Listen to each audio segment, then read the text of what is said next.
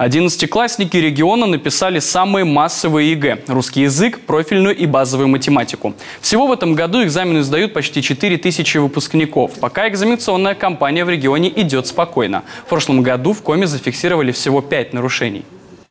Это у нас были сотовые телефоны, которые…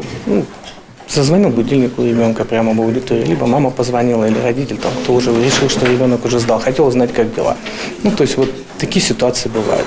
Да, дети пользуются иногда шпаргалками, это замечается либо общественными наблюдателями в нашем ситуационном центре, либо общественными наблюдателями на местах, либо же организаторами в аудитории. Между тем, Рособорнадзор накануне экзаменов зафиксировал больше 30 крупных мошеннических каналов Telegram, торгующих поддельными ответами ЕГЭ и ОГЭ. Общее число участников таких сообществ – 1,5 миллиона человек. По словам экспертов по информационной безопасности, число ресурсов по продаже ответов ежегодно увеличивается в период экзаменов. Но появление такого количества Telegram-каналов и их активное использование стали особенностью этой экзаменационной кампании.